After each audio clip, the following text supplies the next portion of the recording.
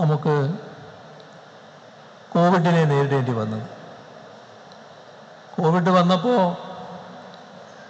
ലോകമാകെ അതിനു മുന്നിൽ വിറങ്ങലിച്ചു നിന്നു. ലോകത്തെ സമ്പൽ സമൃദ്ധ രാഷ്ട്രങ്ങളടക്കം കോവിഡിന് മുന്നിൽ മുട്ടുകുത്തി വീഴുന്നത് നമ്മൾ കണ്ടു. എന്നാൽ രാജ്യവും ലോകവും കേരളത്തെ അത്ഭുതാതരങ്ങളോടെ നോക്കി നിന്നു. കാരണം കോവിഡിൻ്റെ മൂർധന്യദശയിലും നാം കേരളം ഒരുക്കിയ ആരോഗ്യ സജ്ജീകരണങ്ങൾ മികച്ചു നിന്നു. ഒന്നിനും കുറവുണ്ടായില്ല. നമ്മുടെ ആശുപത്രികളിൽ കോവിഡിൻ്റെ മൂർധന്യദശയിലും ബെഡുകൾ ഒഴിവുണ്ടായിരുന്നു,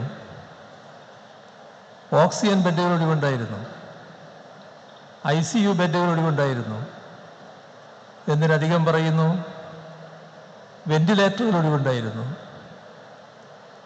രാജ്യത്തും ലോകത്തിൻ്റെ പല ഭാഗങ്ങളിലും ആ കാലത്ത് സംഭവിച്ചതെല്ലാം നമുക്കെല്ലാവർക്കും ഓർമ്മയുണ്ട്. അങ്ങനെയുള്ള ഒരു ദയനീയ സാഹചര്യവും നമ്മുടെ കേരളത്തിലുണ്ടായില്ല. ഇത്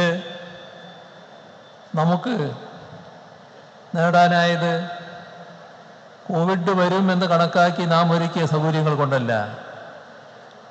നാടിന്, ജനങ്ങൾക്ക് മതിയായ ചികിത്സാ സൗകര്യം അതിൻ്റെ എല്ലാ ഗുണനിലവാരത്തോടും കൂടിയും ഒരുക്കാൻ കഴിയണമെന്ന കാഴ്ചപ്പാടോടെ ആർദ്രം മിഷൻ നടപ്പാക്കിയതിൻ്റെ ഭാഗമായാണ് ഇത്തരമൊരു സാഹചര്യമുണ്ടായത്.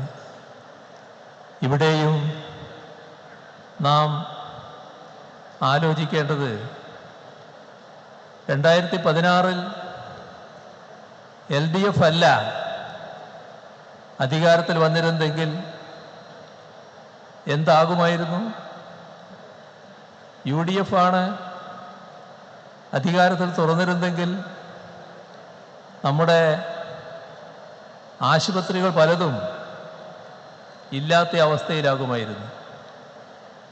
അതിൽ നിന്ന് നമുക്ക് കരകയറാൻ കഴിഞ്ഞത് LDF അധികാരത്തിൽ വരികയും 2021 രണ്ടാം പിണറായി സർക്കാരിന്റെ 4ാം വാർഷികാഘോഷങ്ങളുടെ സമാപനം തിരുവനന്തപുരത്ത് നടക്കുകയാണ്. അവിടെ ഉദ്ഘാടനം ചെയ്തുകൊണ്ടാണ് മുഖ്യമന്ത്രി സംസാരിക്കുന്നത്. വീണ്ടും ഈ സർക്കാരിന്റെ ഭരണ നേട്ടങ്ങൾ എണ്ണിപ്പറയുകയാണ് മുഖ്യമന്ത്രി പ്രസംഗത്തിൽ ഉടനീളം.